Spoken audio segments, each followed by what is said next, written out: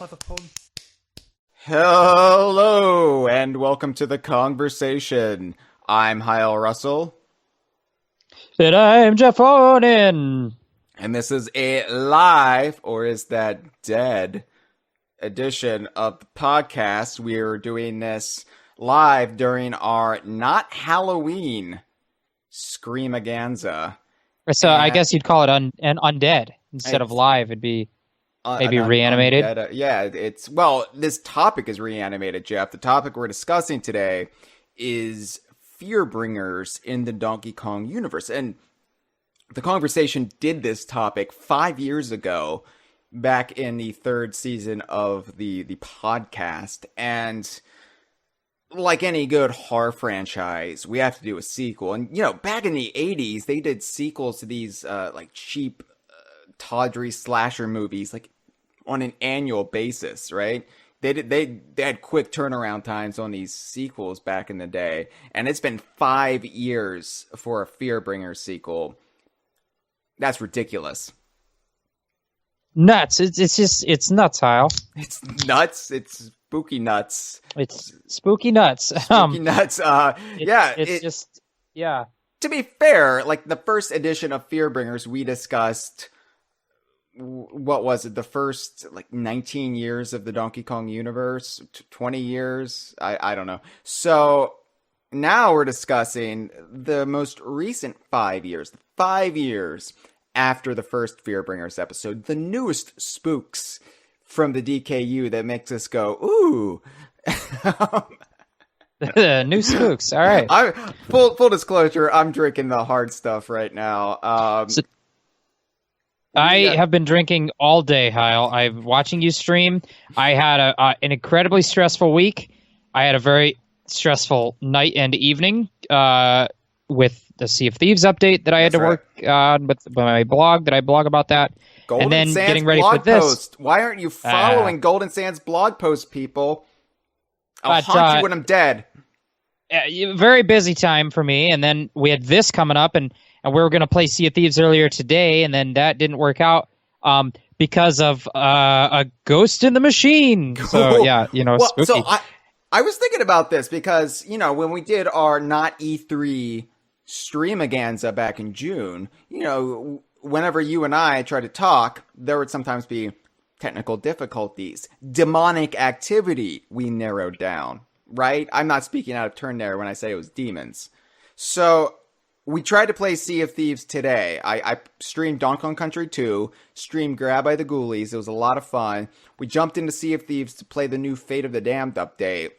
And our audio wasn't working right in Sea of Thieves, and we couldn't. My audio wasn't working, or at least I wasn't able to hear you. You weren't coming through, and it was fucking demons.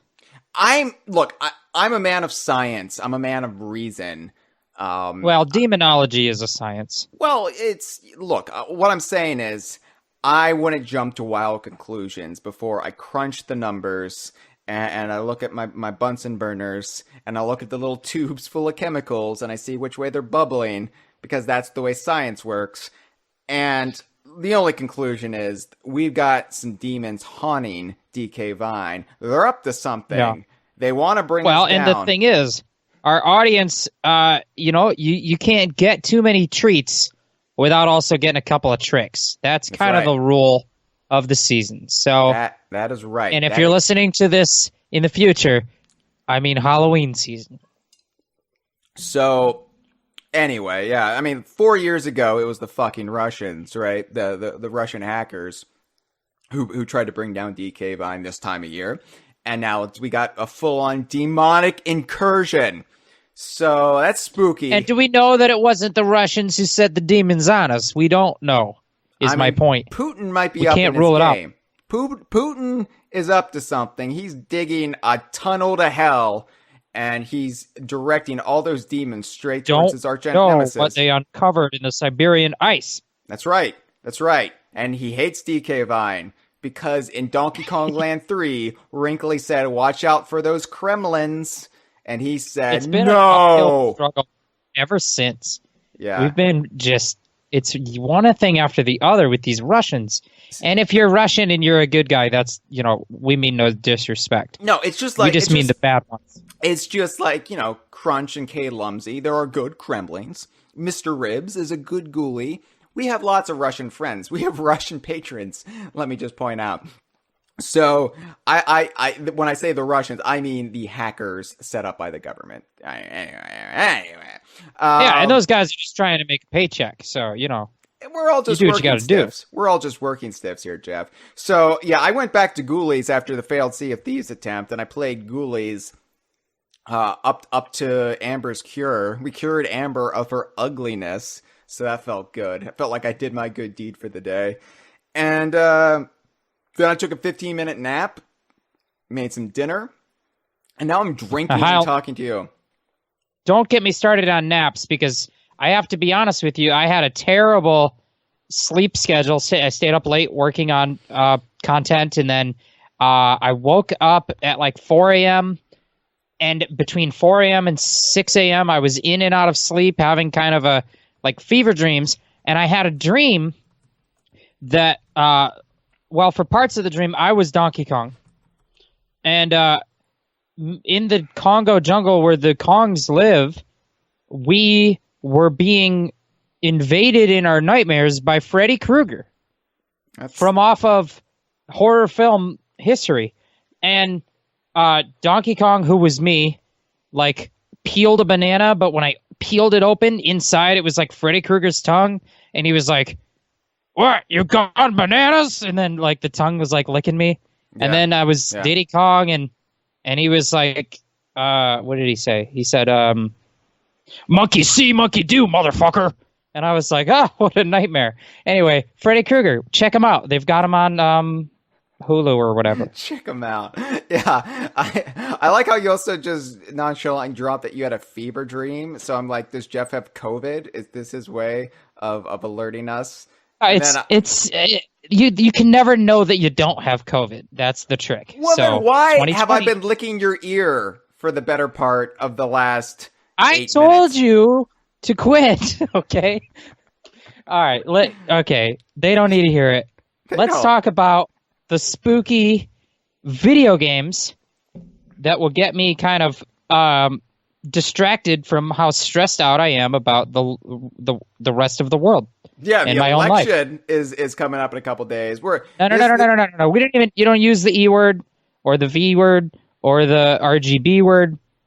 I don't want to hear about any JFK Rowlings or whatever. Let's talk Donkey Kong universe video games. Oh, all right. Now, so the DKU and Fearbringers. Well, first of all, Jeff. So you weren't on the first Fearbringers episode, so I feel like I need. Yet. Yeah, you that's right. You were still a fetus, and I feel like we need to establish what, if anything, scares us. We need to get on equal ground, and we need to understand each other about getting frightened in video games, because some people, they just see it for what it is. It's a video game. There's no reason to get that invested in it. I'm not gonna jump. I'm not gonna get spooked. It's all fiction anyway. All just a bunch of ones and zeros. For me though, I remember as a kid, and I've talked about this on the Kongversation before, the fear of the unknown is what really rankled me in video games. Like, I remember Super Mario Brothers, playing the original Super Mario Brothers on the NES and having nightmares about later levels and worlds and it getting super scary. And I just thought it was going to get nightmarish as I progressed towards World 8. And I was really apprehensive about beating the game. And as I aged, that fear has manifested in different ways. But I think once you hit the N64 era, what really scared me with video games, not scared like I'm hiding under my covers, pissing myself. I've got a grip on my life, all right? But when I say scared, I mean unnerved, right? I don't like this. This is it would raise the hairs on the back of my neck if I didn't shave them off.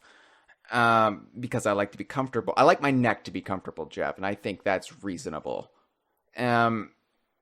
Boundary breaking in 3D games is something that I don't know what it is. I don't know what it is. And I can watch videos on boundary breaking because that's fine because I'm outside of the video game watching as an observer. But if I'm in a video game and I'm playing by myself, that is where I'm like, oh, it just unnerves me in some way. And I don't really know the psychology behind that. I was hoping you could diagnose me. You're fucked. How much did that cost me just now? Yeah, that's it. All right. I charge only about $300 an hour, and since that was about like a second, you're pretty good. That was, you know what? The other guys would have really give you the rigmarole and bring you around the block before they get to that diagnosis. Yeah. You know what? Yeah, keep going. Tell me more. I want to hear more about what scares you. Because there's a fascinating element to this to me because my answer, I think, is going to be very different from yours. Yeah, okay. You're scared of Mario getting cancer. That's what you're scared of. No, that's not. I mean, no. I don't even know Mario. He's not even like my uncle or something. That's not real. Your fears are very practical. No, I think it's just something about, like, I remember not wanting to swim too far off in the DK Isles in Donkey Kong 64, like, for fear, like, I would, like, keep swimming out to sea. Or, like, I know there's an invisible barrier there, but what if I slip through? And then you find, like, these weird, like, debug rooms and weird, like DK64 in particular, they stashed a bunch of stuff under the island geometry. So, like, what if I slip in and I'm not expecting it? I think, like, an early instance of this in the DKU was, do you know about the Orangutan Gang warp in Donkey Kong Country? Yes, that is the warp in Donkey Kong Country that you can access in the level Orangutan Gang. Jeff, I'm going to slap you, and I'm going to slap you for not taking this seriously. I'm taking it very seriously. I do know about the warp. And for anyone in the audience that is maybe not 100% aware, there is a warp in Donkey Kong Country, and you can find it in the level Orangutan Gang. No, that's not what it is. So after Jungle Hijinks, if you... But I knew, but I was talking. Yeah. So after Jungle Hijinks, if you like press the right combination of buttons on the map screen before you progress down to Ropey Rampage, you will just suddenly warp into the level Orangutan Gang, which is kind of in the middle towards the end of World 3. You just shoot down an Orangutan Gang, and you don't even have to have gotten to Orangutan Gang in the game.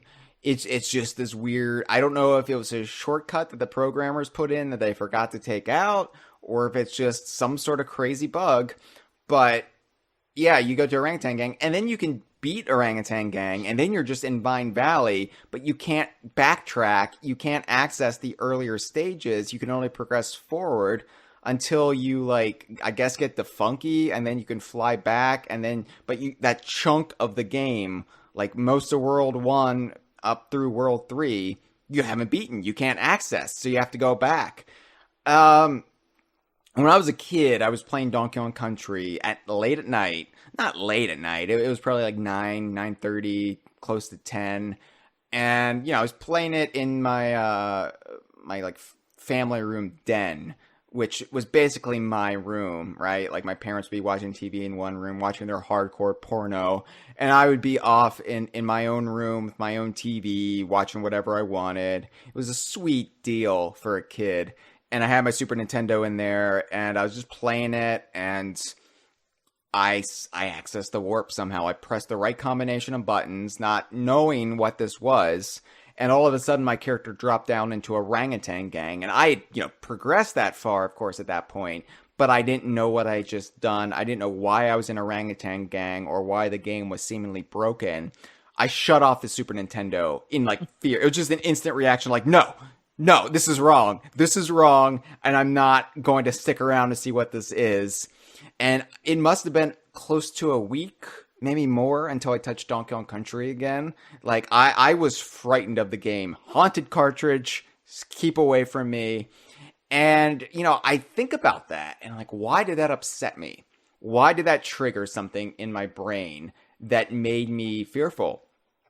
And I think it's because when you start playing a game, you get to know the rules. And those rules are what defines this world, this fictional world. This cartridge is a gateway or disc or digital download, whatever. It is a gateway into this world. And you have to play by the rules of this universe. But once you know them, they're sacrosanct, right? They are set in stone. But whenever those rules are broken, and it's not something you've knowingly done, then it becomes spooky. It's very much like encountering a haunting. If you encounter something that is seemingly supernatural, you're going to be like, this is wrong. This is not how I know the world to work. There is devilry afoot. And it's held true for me even into my 30s, Jeff, because I'm an old man. If I didn't shave that neck hair, it would probably be gray. I don't know. I don't know what it is, but boundary breaking is, I think, the ultimate manifestation of that phobia today. And there are other things, other elements of the unknown that creep into games that seem to have some supernatural thing. And oftentimes in the games we're going to talk about today, they are kind of presented in a supernatural way. So it does set me on edge. Now, when I'm playing with friends, I feel like it's a pack mentality and I can take on the world. But when I'm playing by myself and I'm just secluded like I was as a kid in the family room den playing my Super Nintendo, that's when I feel vulnerable again. That's when it's me versus the world. And if the world stops making sense, I can't handle it.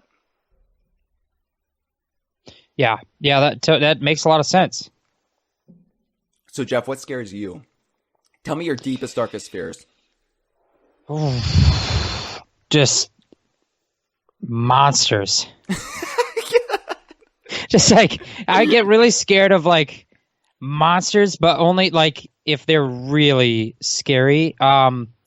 Scary monsters or like ghouls. Yeah, ghouls. Ghouls in particular. Yeah, just you never know. Demon type ghoulish. Yeah, no, I think I might fit into that category you sort of described of like the player who can kind of look at the game as a game and it's not. I don't strongly remember being genuinely frightened of a video game unless the game itself is built around jump scares. In which case, then, of course, they'll get me. I will have the jump scare. I hope you weren't triggered by me playing Grab by the Ghoulies earlier today, because a lot of jump scares. I had a scary shock that I would describe as nothing less than super. Watching you play Grab by the Ghoulies in that trophy room. Oh, you never know which one is going to go blah, blah, at you. You don't know it. Oh man, every time it just gets me. No, but like there are games out there that are like actually horror themed. But if the horror themed game, if the gameplay of it is like you walk around shooting zombies or shooting vampires, it doesn't scare me. But if the game is like walk through hallways and have monstrous, unexpected shit jump out at you, then yeah, I will be startled, and I will be pissing sometimes. But that's really it. I think that for the most part, I don't get very frightened a lot. I love horror themed things, not horror as in like the horror themed things rarely elicit a horrific response from me. They're more of a fascination or a joyous, because I love horror movies. I'm a huge horror buff, horror nerd, especially 80s, 70s, 80s, 90s. And yeah, so anything horror themed, even if it's just goofy or campy horror, Monster Mash, like Grab by the Ghoulies is just a perfect example. But yeah, so that's why I'm happy to be talking about spooky stuff in the DKU with you. But not a lot of this stuff is genuinely frightening to me. Yeah, but we'll get into it. We'll talk about particular right. examples and see Like, how frightening they really are. Yeah, so, some of this isn't like I'm not like actually scared of it, but there are like unnerving bits to it where I'm just like, ooh, hold on. And a lot of it is, I mean, I'm looking over the list we've compiled because, you know, we prepare for these things. We're not just flying in blind with our dicks out, but I mean, my dick is out. Don't worry, Jeff. But I'm not, you know, I'm not blindfolded right now. I'm not going to show up to the conversation and then like put my dick in. My dick's going to stay where it was, i.e., out. Yeah. Well, I mean, you've just got a windmill to really get that good audio quality that Kongversation listeners have come to expect. I use it to scroll my trackpad. So that way I can put both hands on a beer. I am double fisting 2 different beers. I'm double fisting too. My thick So I think that Happy Halloween in the live stream chat. Thank you all for joining us. Happy Halloween. So thank you. Happy Halloween indeed. This episode will actually be going up for the regular Kongversation audience on Halloween. So it will be Whoa! I know. But for those of you who are partaking in the Scream-A-Ganza live, you get to listen to it on October 28th, like some sort of goddamn witch. This is good cider, by the way. Yeah. Yeah. You know what's great? And I don't want to get us off topic. I'll just point it out there and we'll just move right on. But right now, it's the season. Hot cider. Take some cider, warm it up in that microwave or on the stove, and then throw in your favorite preferred liquor. I do cider and whiskey. You know what? Hot cider just it's such a seasonal little. It's chilly out. You've got the trees have no leaves, and they're all craggly, and there's like a wind blowing with the howling of it. Actually, we're gonna have a full moon. We're gonna have a full blue moon on Halloween, and so yes, it's a perfect time for hot cider and whiskey, or just not with whiskey. Here's the Hyle Russell hot cider with alcohol recipe. You warm up that cider, and you pour in some rum. Dealer's choice, doesn't matter how much you put in. Just, you want the cider to be more than the rum, right? Don't go crazy. Drink responsibly. And then you pour it into a glass. You might want to ladle it because it's going to be super hot. But then you put in a cinnamon stick. Not that right. Put that right in. And bada boom, bada bing. You might want to let it, simmer a bit in there. And you drink it. And it's a delightful seasonal recipe. Kyle just gave you a treat, and the trick is that stick of cinnamon. Yeah. And if any of those damn trick-or-treaters come your way, Halloween night... You splash hot fucking liquid in their face, and they just run away. Pour it in their bag. And then be like, you shouldn't be out, there's a pandemic. What the fuck is wrong with you? Happy Halloween. My goddamn porch light is off. Yeah. So melt all of those little Snickers bars in their bags. Oh, man. And, yeah. That ain't right. All right. Let's get started. What do we, we've got DKU games from the last 5 or so years. Yeah. And the scary, fear-bringing moments. Which moments brought out the fear? And I think that we can start with is more than a game. It's games. It's a collection. Yeah, so the original Fearbringers episode came out after Rare Replay was released, but we didn't really touch upon Rare Replay because, any DKU games within Rare Replay, which is a collection of all Rare, mine is Donkey Kong and Star Fox and Diddy Kong Racing, but it's a collection of all Rare. So, we would already touched upon Wheel of Fortune. Yeah, okay. I got it, Jeff. I got it. Sorry. We touched upon those when we were talking about, the Fearbringers, the big Fearbringers. Conqueror's Spooky Chapter. We got it. We know. But there are games in Rare Replay that aren't DKU by hard, rigid definitions that are still spooky. They're still scary. They're still frightening in some ways, or they contain frightening elements. And we should talk about that because, you know, if you're listening to the conversation and you own an Xbox One, you probably have Rare Replay. And, you know, maybe you've tapped out all of the spookiness that you can find in Conker's Bad Fur Day and the Banjo-Kazooie games, and Grab by the Ghoulies, of course. Maybe those drop shockers have just weakened your heart to the point where you need something new. And you're like, okay, I have Rare Replay. What about the non-DKU games and Rare Replay? What will spook me? And I think we can start. I don't think any of the Ultimate Play the Games will scare you necessarily. There are a couple that are thematically right. seasonal to spooky times, such as Attic Attack or Night Lore. And it's important to differentiate what's like tonally appropriate for the season and actually scary.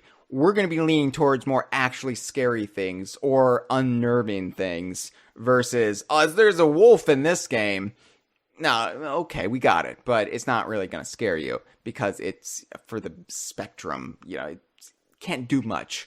But if we jump forward to the N64 times, then we got Killer Instinct Gold.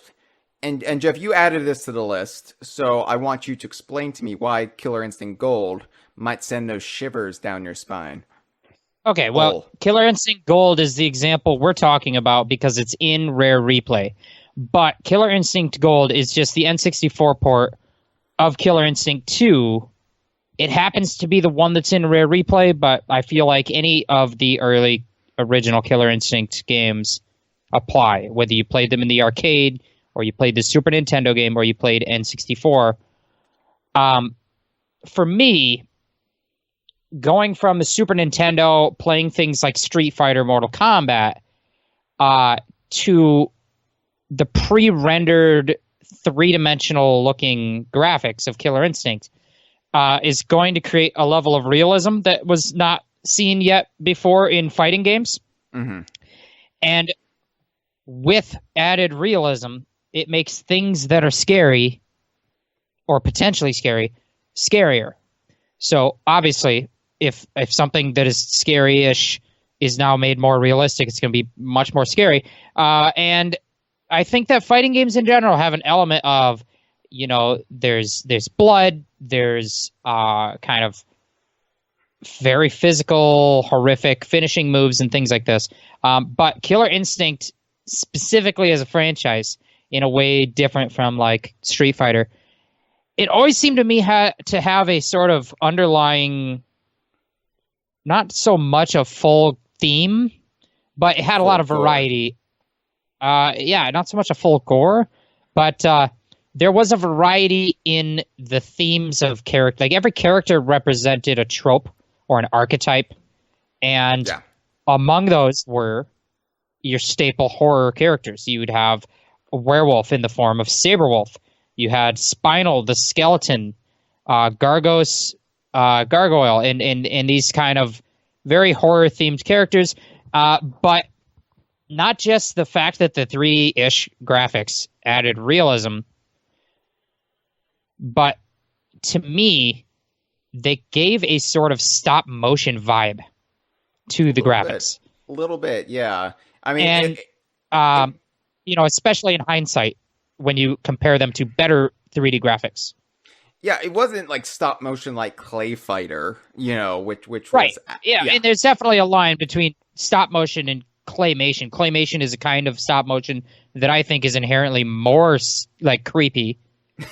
But stop motion, I think, as a animation form, is creepy. And it's often used in terms of at least like in animated films. When is the last time you saw a stop motion movie that wasn't like an outwardly horror themed movie? And when you're talking about things like Tim Burton things, Corpse Bride and Nightmare Before Christmas, and then you have things like Coraline and Frankenweenie and etc. All of these, anything that's like remotely stop motion or at least looking stop motion, it's always horror themed. Yeah. And so I think that's tapping into the fact that stop motion is inherently a little bit unsettling. And I think when you've got characters like werewolves and gargoyles and skeletons fighting in a early faux 3D graphics setting, that looks sort of stop motiony, that's a recipe for unsettling, maybe not outwardly frightening like it would give you nightmares, but definitely compared to something like Street Fighter, you would definitely think of like, oh, Killer Instinct. Like that is the scarier fighting game. There's some meat on them bones in terms of scary. Although not if you're playing a Spinal, because then there's no meat. There's no meat on them bones. Yeah. There's some bones in that game in terms of being scary. I remember Killer Instinct. So my first experience actually playing Killer Instinct was the Super Nintendo game, which is not in Rare Replay, but I think the same principle holds for Killer Instinct Gold. I remember there was it was so foreboding, Killer Instinct, especially when like you would select a character and then like the Robin Beelan music would kick in like right before a fight, and it just seemed kind of vaguely like apocalyptic, but not in like a world-ending sense. Like you're marching off to your death. It felt almost like a funeral march of sorts. And you're right about the horror elements of the game. And I think Robin Beanland, looking at the vast bodies of work of all of the Rare composers, past and present, I feel like Robin Beanland is the horror guy. Absolutely. Not you look at Spooky, you look at Conquer, and then you look at Sea of Thieves, and then back at Killer Instinct. Yeah. When he wants to make a track that is genuinely like setting up the spooky, unsettling horror, he can do it and he nails it. Yeah. So like that was really my introduction to Robin Beanland, minus Funky's Fugue and DKC, which was basically a Killer Instinct track. Yeah. Oh, that was DKC too. Sorry, that was David Y. So dun dun dun. Hi, yeah, there we go. So. Yeah, it just it was unnerving, and it felt like when I first played Killer Instinct, I was preteen, maybe just reaching teenage age, 12, 13. So it felt like I was in over my fucking head, and I felt like, whoa, I'm just the baby. Why are you sending me off for a fight like this? I can't fight this cyborg monster man. I can't do it. This is too much. And I remember like fighting in like the Saberwolf stages, which are very horror themed, like gothic horror. Even though it like takes place in the future, it's just like throwback gothic horror. Killer Instinct is definitely one of those series that even if they're not like labeled or presented as a horror franchise, I think at its heart that's what it really is. It's the fighting game horror franchise. Yeah, and I think everything about the presentation of it comes together to present the game as extreme in that good like 90s sense, and like adult and edgy and cool and exciting, but all of that also when it's themed around a werewolf. With that music on that stage, it's going to be that edgy, extreme, and kind of adult and mature. That's going to all come around to be scary and intense, and same with Spinal and other elements. It's a very kind of intense game. It's just meant to be intense, and that can manifest in a number of ways as bring in the fear. Right. Yeah. And, Killer Instinct 2, I think it was more subtle than something like Mortal Kombat, which was just so over the top in its presentation. Like, I feel like Killer Instinct was a little bit more restrained, and therefore could get under your skin in ways that Mortal Right. Kombat couldn't, because Mortal Kombat was kind of hard to take seriously when you're just Yeah. ripping out people's spinal columns. It wasn't horror in the trying to be eerie or unsettling in any level. It was just over the top gore, which is maybe frightening to a point until you're desensitized to it, which is happens quickly. But Killer Instinct has a great element of just mood setting a mood, and that is what makes it the kind of moodiest, scariest, horrorist of the fighting franchises.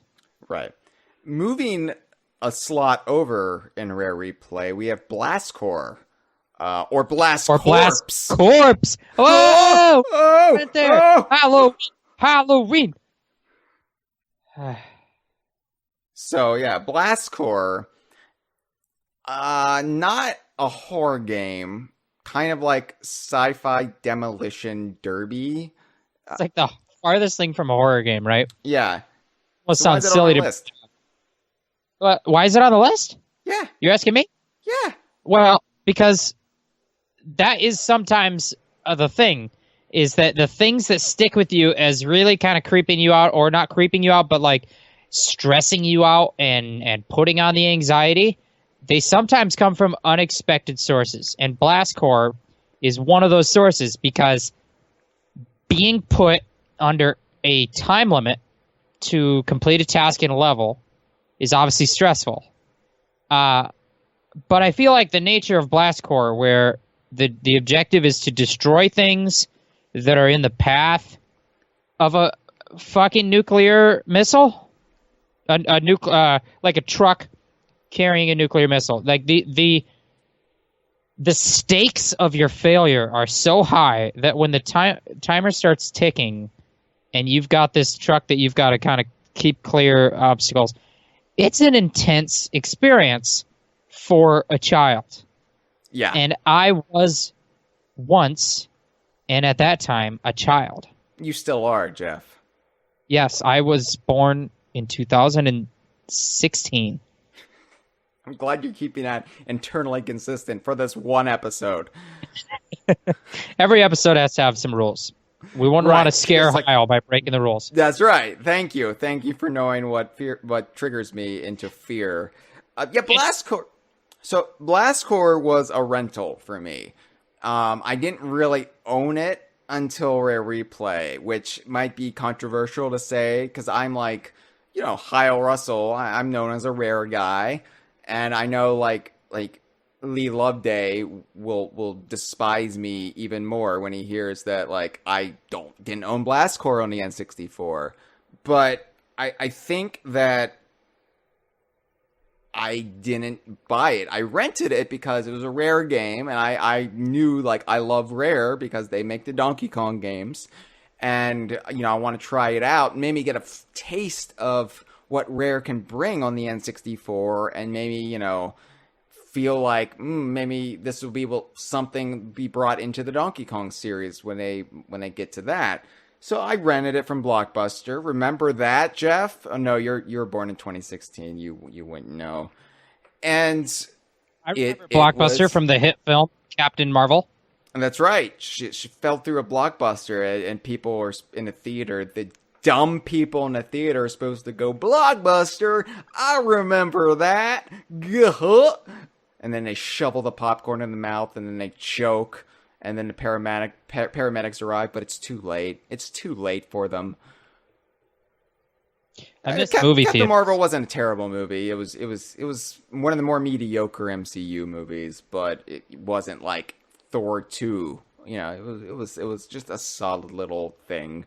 But yeah, she fell through a Blockbuster, and I rented Blastcore from Blockbuster, and let me tell you, it was a bit too much for young baby me who didn't have to shave his neck yet. It was intense, and I was like, this is going to cause the end of the world in this game, and I can't handle that. I'm used to stakes where the most that is at risk is my hoard of bananas, or the life of my mentor, or the brain of my mentor and boyfriend because they're being used in a killer death robot, or whatever. Yeah, like if you get a game over in Donkey Kong Country 3, the worst that happens is that you're now in like a baby crib and you look kind of sad.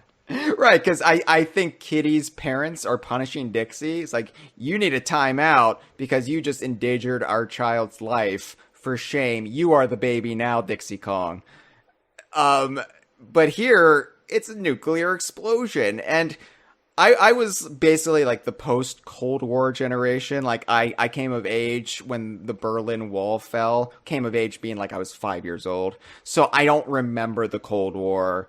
And I didn't really live under the fear of nuclear annihilation like the people who made Blast Corps would have. But the end of the world was always this scary thing when you're a kid growing up in the 90s, because you were told, oh, the year 2000, the world's going to come to an end. The world's going to come to a fucking end in the year 2000. And, Ghostbusters is my favorite movie of all time. But the first time I saw Ghostbusters, I didn't know Ghostbusters was about a Sumerian god breaching a portal in New York City and bringing about the end of the world. I didn't know that. And I was like, whoa, this is intense. I just knew Ghostbusters from the cartoon show where they fight creatures like the Boogeyman. It was too much for me. I matured into Ghostbusters over time. But yeah, the end of the world was a big fear of mine, like in the 90s. Like, not late 90s, because I was over it by then. But when you're a kid and your parents... The more you learn about the world, the more comfortable you are with it ending. Yeah, exactly. I'm ready, baby. I'm ready. Let's just rip the bandage off. But when you're a kid and your parents say, like, take you to church before you leave said church because the preacher is preaching that gay people are going to go to hell, and you're like, that's fucked up. Fuck you. And you walk out. That is like drilled in your head, like the apocalypse is coming, right? Like God is just going to murder all of us in a fit of rage. And what's the calendar date? It's coming up to the year 2000. Well, that sounds like it's a good year for the end of the world. So all the kids on the playground are saying, yeah, the world's going to come to an end in the year 2000. It's going to blow up. That's what I had to live with growing up. And that was even before like Y2K was being bandied about. So something like Blast Corps for me put way too much pressure on me, and I couldn't do it. I couldn't really play it to any like satisfaction because it was too intense. Yeah, I had the same experience, but I would like to then add for our viewing audience that if you are like a grown-up and you're not like 5 years old, you probably like the game. So don't let us talk you out of it. You get to like drive trucks. It honestly, it's just a silly game. It's a cute game. It's silly, but it's funny how those seemingly innocuous things can seem so intense in childhood, in the context of it. So yeah, Blast Corp. It's kind of it's an intense game until you are old enough to just like look at it as just a game about driving trucks and smashing buildings, which is what it is, and it's just cute and fun. So check it out. Goosebumps books were scary to me as a kid. I remember like reading them with white knuckles. I'm like, oh my god, what's gonna happen? Not even the books, but the show too. In that show, which actually as of yesterday is turned 25 years old. That show is the cheesiest, poorliest acted garbage. It's just it's. I think it's a fun watch purely for comedy reasons. Like you'll enjoy laughing with the show but it's not at all scary. But yeah, I agree with you. When you're a kid, that shit was scary. Hold on, I need to sing a seductive, sultry birthday song for R.L. Stein here. Birthday, Mr. Goosebumps. God damn it, Jeff! I was gonna seduce R.L. Stein. It was supposed to be me. Next time, just do it and don't say you're gonna do it. All right, have a bit of goosebumps on your balls and do it. I needed him to have enough time to get his dick out. All right. So when I was a kid, I always mixed up R.L. Stein with Ben Stein. Oh, and to this day, I still do it. Fuck that guy. Ben Stein is just scary in his economic views. If he's listening, fuck off. Didn't he say that? He said Obama was the most racist president. Yeah. That's a quote. Ben Stein, who worked for Richard Nixon. I don't know if you ever heard the Nixon tapes, Jeff. But don't get me started on Nixon, Hyle. We don't have time. We just don't have time. Also, Nixon might be with us here tonight because we talked about demons. He's a demon now. Is from beyond the grave. He does have a malevolent presence. His middle name is Nelson. It's Milhouse. Milhouse. Nelson is a different Simpsons character. Damn it. I messed up the Simpsons name. I've had a couple, Kyle. Let's move on to the next video game. His middle name is Mr. Burns. His middle name is Mole Man. Oh, fuck me. All right. Let's move on to, because I was like, let's talk about the new blood of Fearbringers. We just talked about 2 games from the mid-90s. Let's move on now to 2017, the year of Yooka-Laylee,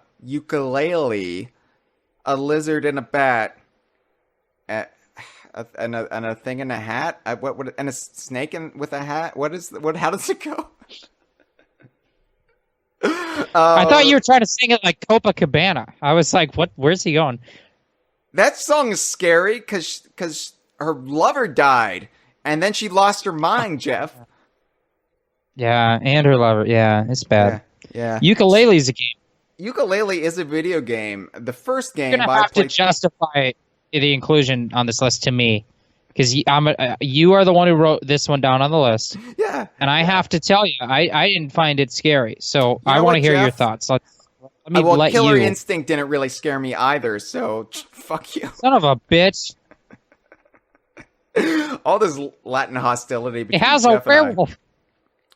Okay, well, Yooka-Laylee, let me explain to you. Now, Yooka-Laylee, it's not a horror game. It's a silly 3D platformer in the vein of Banjo-Kazooie.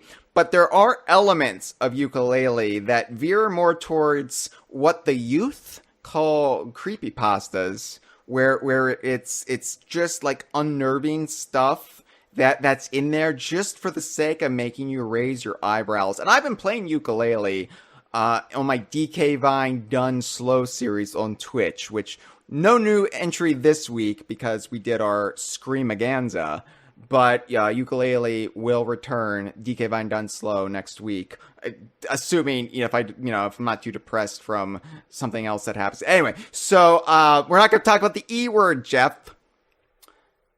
No, we're not talking about the E word. We're not talking about Borat. We're talking about the DKU.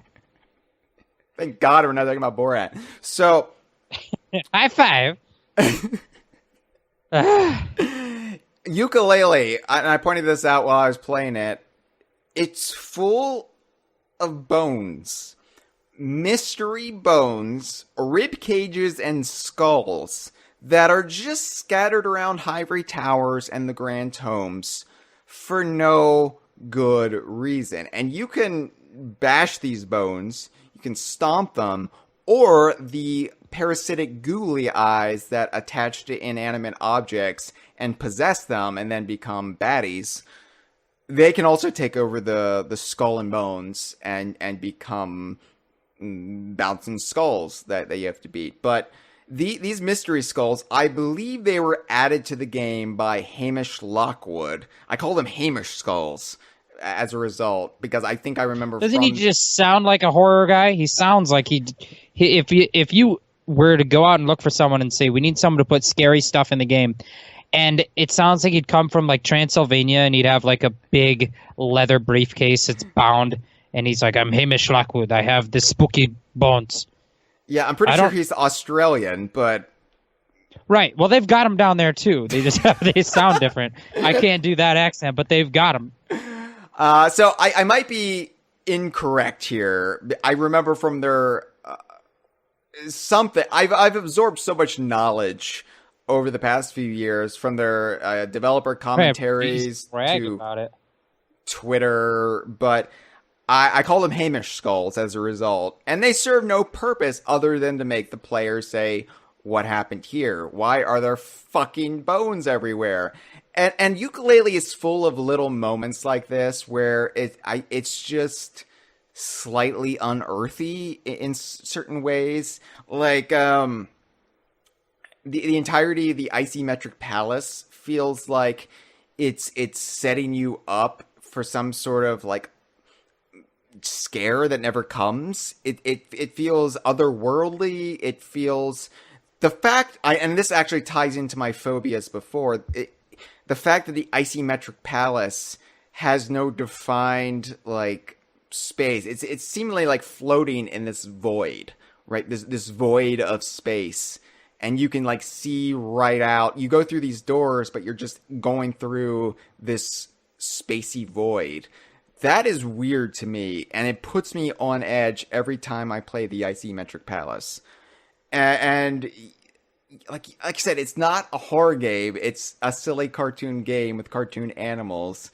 And generally the vibe is upbeat and fun. But there are moments where I'm just like, I don't know. This is... My fight or flight reflexes are kicking in here, and I don't know how to react. And that's really exemplified by one collectible in particular, the pirate treasure. And Jeff, are you well versed enough in Yooka-Layleeology to know what the pirate treasure at least is, not what it does, because nobody knows. Yeah, I know that it exists. I know. Essentially, these are some pirate skulls. They I don't know if they're pirate skulls, but they are skulls. Yeah, kind of. They exist as a collectible. Yeah, they're bejeweled. They exist as a collectible that doesn't count really towards any progress screen, and they seemingly at this moment in time serve no purpose. But when you collect them, it plays this weird musical sting, this very dramatic like piano, like dun dun dun dun, and like Dracula music, right? Like music you would walk into Dracula's castle and hear playing on the organ, and you're like, what is that? And the fact that they're always hidden in some like very, very off the beaten path kind of location, that they're hard to find in general. They don't count on a total screen. Nothing in the game besides them no longer existing in that grand tome signifies that you've collected them. There could be more in the game that have never been found. We don't even know. And it's Yooka-Laylee's answer to Stop and Swap, but we don't know if they're ever going to be used. Platonic's not saying anything. And just everything about them is just weird and upsetting to me. And I don't know why it is.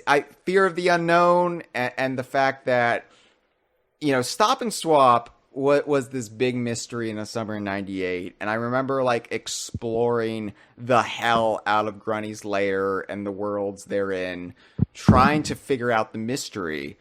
And I mostly did it with my friend Elliot. I brought up Elliot to you, Jeff. You know of Elliot. I know Elliot. I haven't talked to That's Elliot my in homie. years. He could be, I hope he's not dead. But anyway, so hope he's not one of these demons that have been plaguing us. Wish you the best if you're listening, Elliot. But if I wasn't playing the game with Elliot and I was playing Banjo-Kazooie by myself and I somehow stumbled into the Ice Key Cavern, I don't know what I would do. I would be like, oh shit, oh shit, oh shit, oh shit.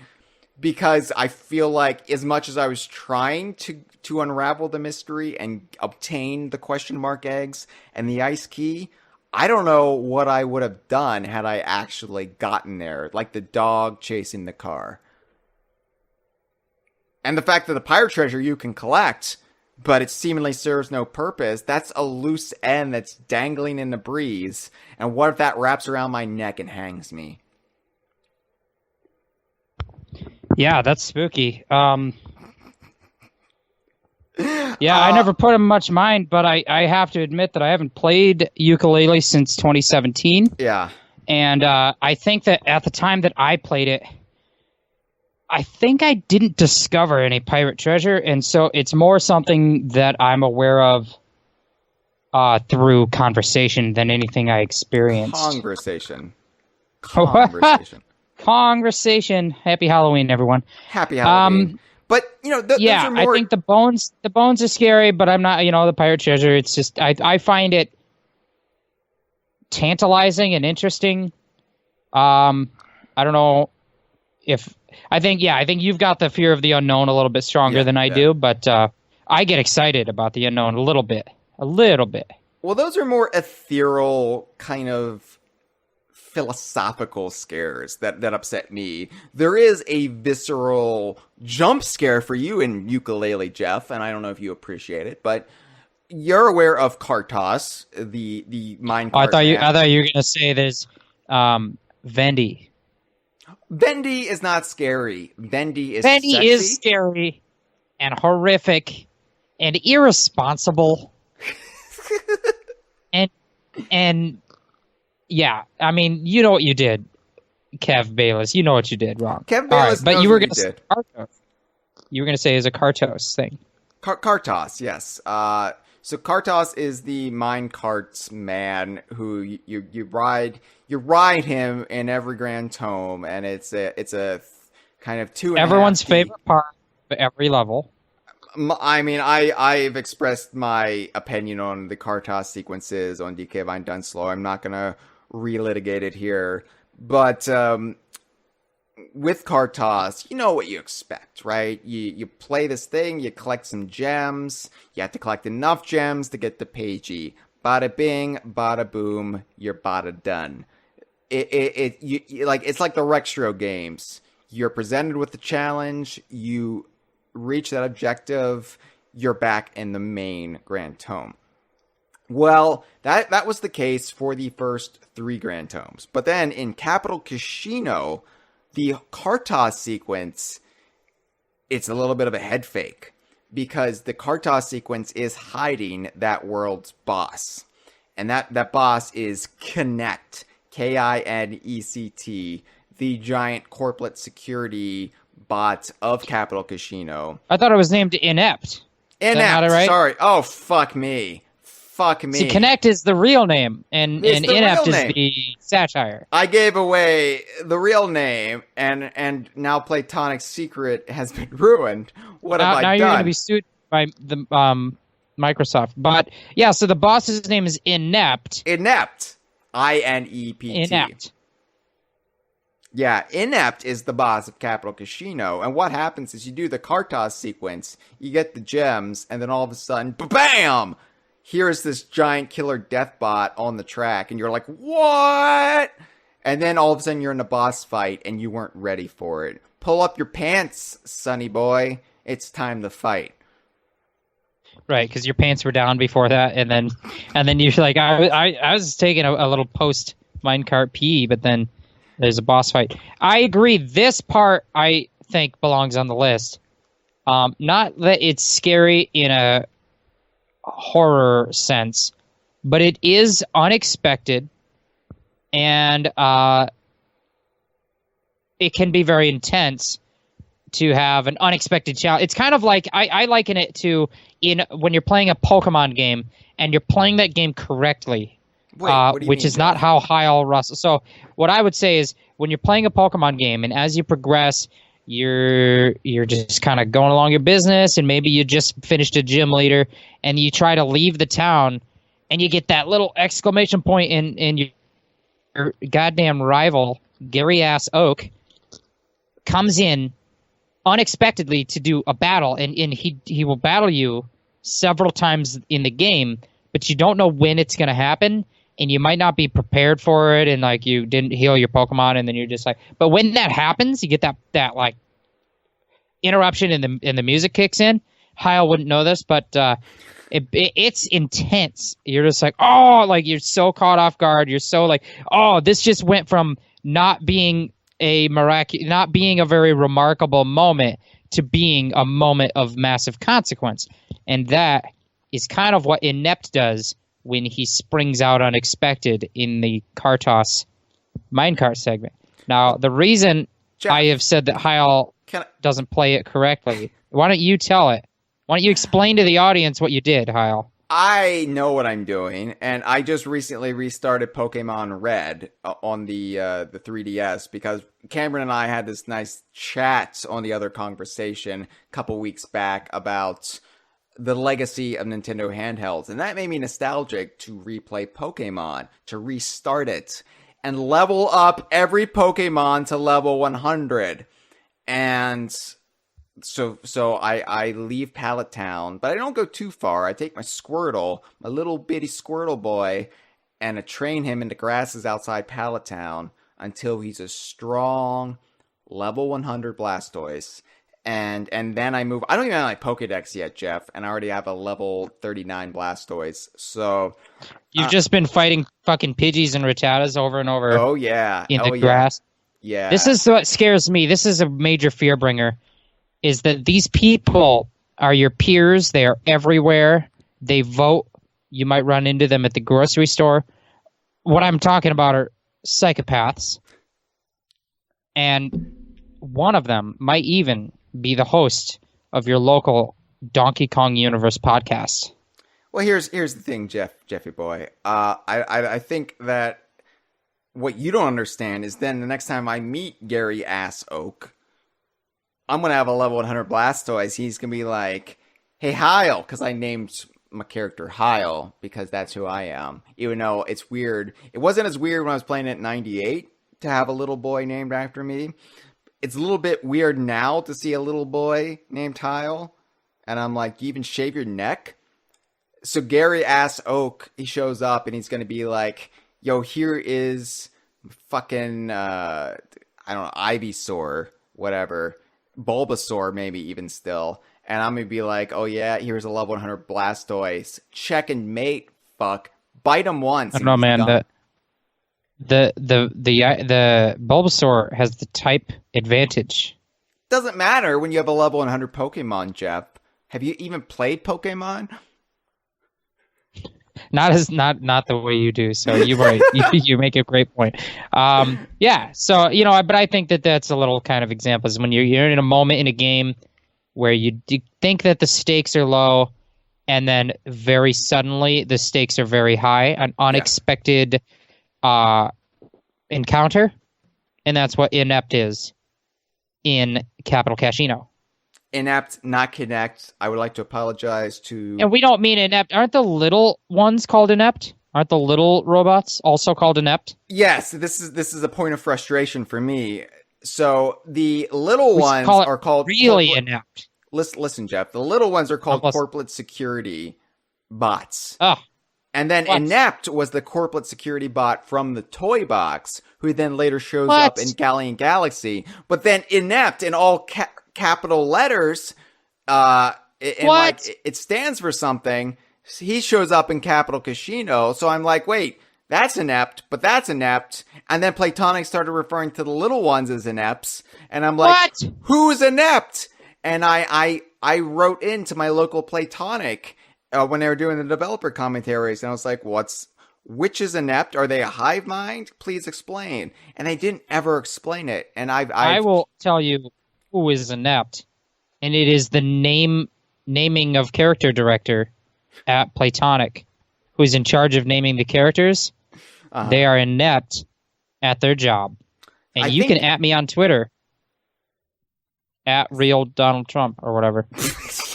Oh, God, Jeff, you've given away your secret. I used the T word. Oh, no, that's illegal on this week. No, this week. So, anyway, I think the good folk at Yooka-Laylee Wiki have absolutely thrown up their hands when it comes to Inept and the corporate security bots. They're like, we don't know. We're just not going to talk about this anymore. Lock all the pages. All right, let's move on, Jeff, because Yooka-Laylee, I could go on about Yooka-Laylee, about how once I learn how to fly in a game, it scares me because I have too much power now. What if I fly over barriers, But I don't want to bring that up, Jeff, because I feel like I'm just going to be talking about barrier breaking and finding. I glitched through Triple Stack Tropics the other day, and I was doing the Shovel Knight challenge, and I just flipped through the geometry, and I was like, what happened? What happened? And I recovered my sanity during the stream, but I didn't sleep well that night. And what if I fly over something? There's a game you would have hated that was called Eternal Darkness, which at the start of the show, I said that there weren't any games that really scared me, and I lied. That game was scary, not just jump scares, but in all of the fucking with your sanity ways. That game was amazing. Yeah. But we're not here to talk about that. We're here to talk about a little game called Sea of Thieves. Oh, Jeff, do we really? Every time you're on the goddamn show, it's to talk about Sea of Thieves. The only reason I brought it up is because it was my turn to talk, and it was the next thing on the fucking list. Oh, right. I'm just reading a script. I mean, to be fair, in the last 5 years, the biggest games have been Yooka-Laylee and Sea of Thieves for the DKU. So, and Smash Brothers Ultimate. You know what I mean? Yeah, Cyberpunk got fucking delayed. So what are we going to talk about? We're not going to talk about. Wait, if we're not talking about Cyberpunk on DK Vine's The Kongversation, then I'm just gonna jet right now. There's no reason for me to stick around. Remember that time when we met? Remember when you and I met Keanu Reeves because of Cyberpunk? Dude, our dicks were like tangled up, and we couldn't even. We missed his whole performance because we were trying to untangle our. No, it was super awkward because we were like, Keanu's coming this way. He's coming down the hallway. We've got to untangle, and it was like one of those nightmares. I was like, you fucking idiot! Why didn't you untangle it before? And you said, "Well, that is a two-way street." Don't call me an idiot. Anyway. In our defense, it was Alex Winter who tangled them in the first place. We didn't know Keanu was going to be there. It was like a kid in a preteen movie who like sneaks underneath the chairs and ties your shoelaces together as a prank. Except it was my dick that was tied to Hyle's dick, and it was Alex Winter that did it. Oh man. I'm glad nobody's giving us a breathalyzer right now. It's a good thing we're not driving while we're recording this. I just want everybody to know we are responsible. Listen, I feel like they're not doing breathalyzers because of the obvious airborne pathogen virus that we have to deal with, and breathalyzers are not, I think, a good thing to do in the midst of that. And for that reason, COVID-19 actually could be called a good thing, because then we don't have to do a breathalyzer. Are you with me, Hyle, on that?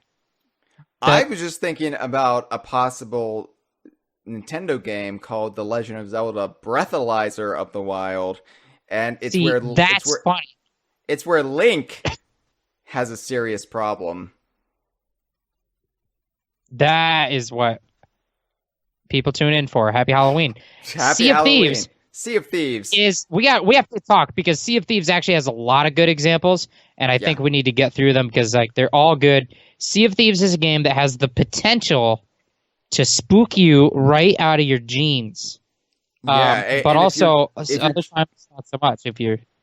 Well, if your jeans have holes in them, you gotta strategically figure out where you're gonna get spooked out of them. Because you could get stuck. Every jean has holes in it. Otherwise, you wouldn't get your legs inside. You know what I mean, Jeff. You know what I mean. Stop trying to outsmart me.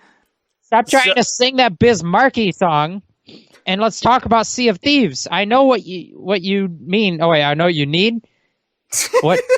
Wait, I forgot how the song connect goes. Or listen. What is it? So. We've got Sea of Thieves. This is off the rails, just like inept. Krakens are scary things.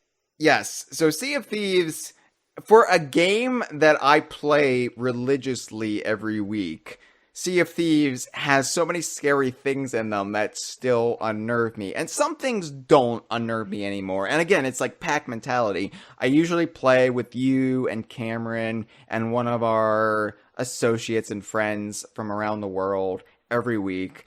And So like when we encounter a kraken nowadays, it can be intimidating if you've got a lot to lose. But generally, it's kind of routine. It's like, oh, we're being krakened. Everybody to your stations. Let's do this.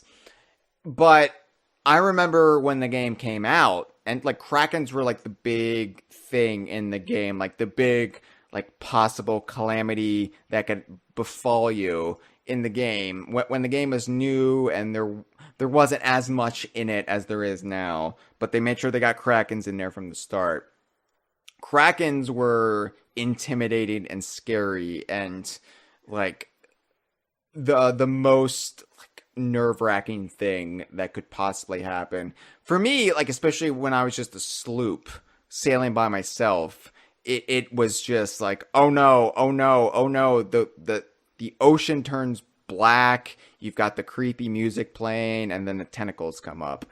And Yeah, it's kind of like all the music stops, your forward momentum stops, and it's like there's like a pause, there's like a really solid kind of beat yeah, where you've kind of like been becalmed, and then the black ink arises, and then you hear the kind of growl and as the tentacles rise out of the water and the music kicks in.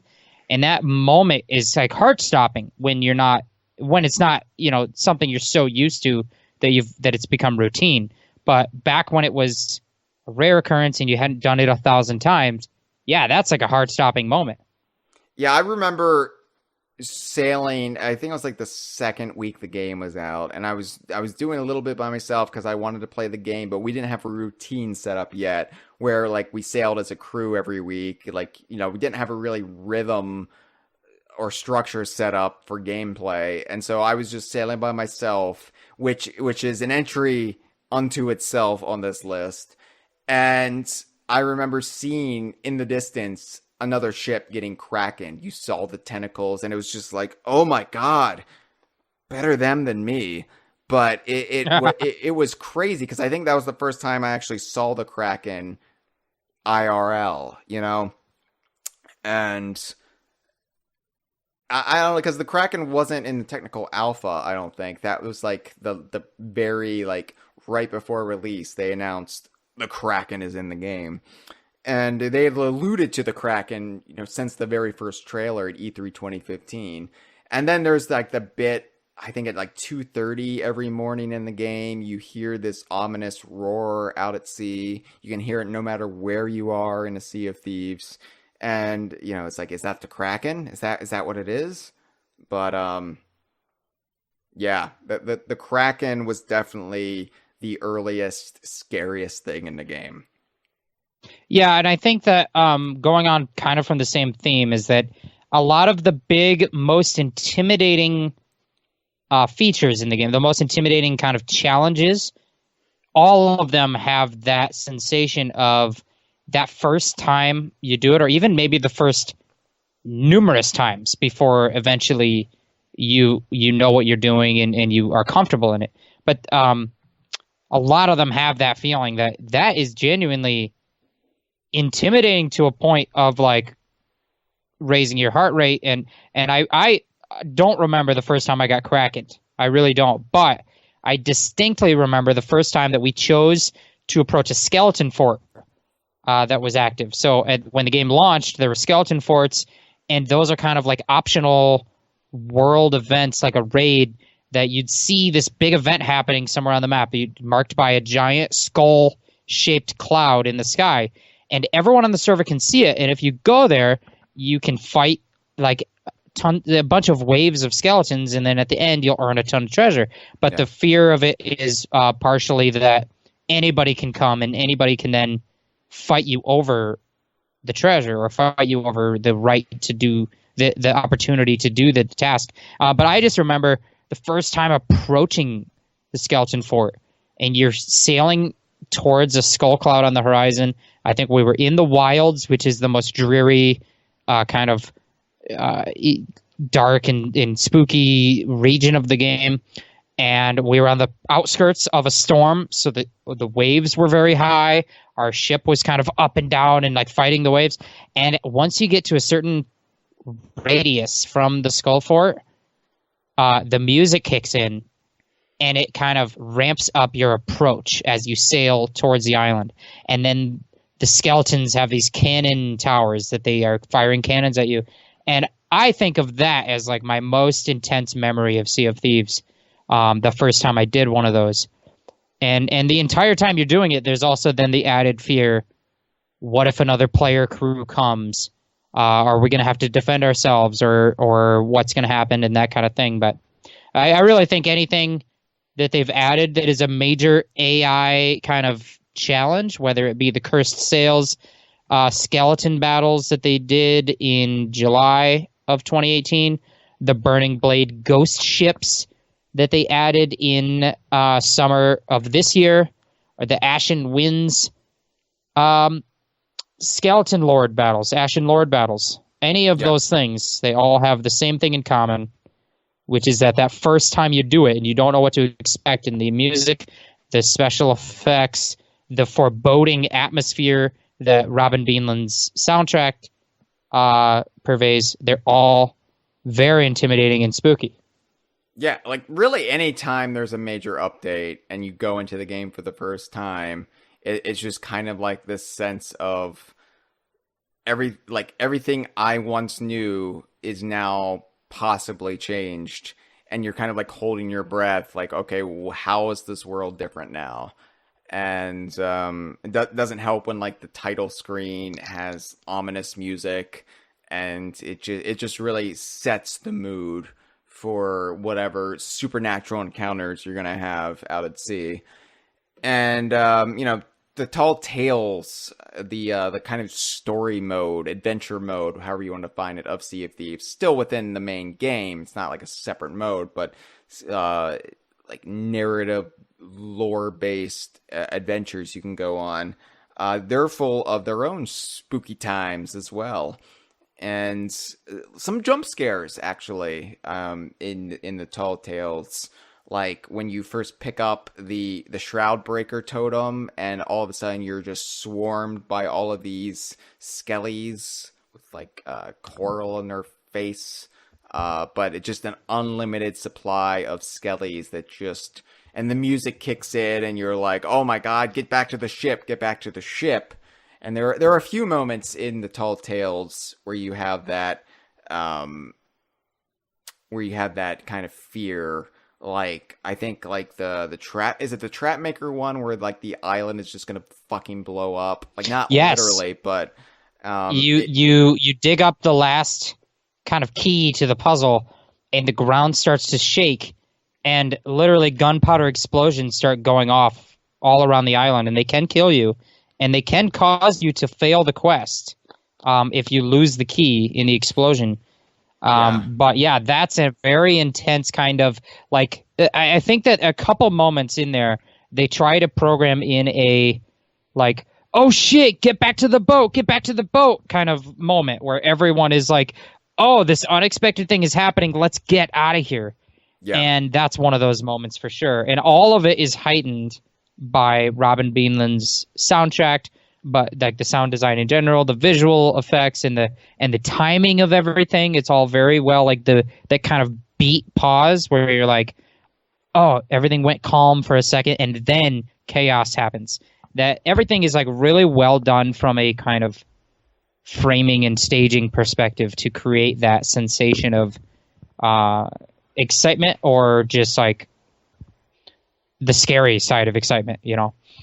I would say Robin Beanland is the modern day master of horror, taking over from R.L. Stine. Yeah, so he needs his own Canadian television program where like preteen children act out scary stories from Canada. Yeah, call it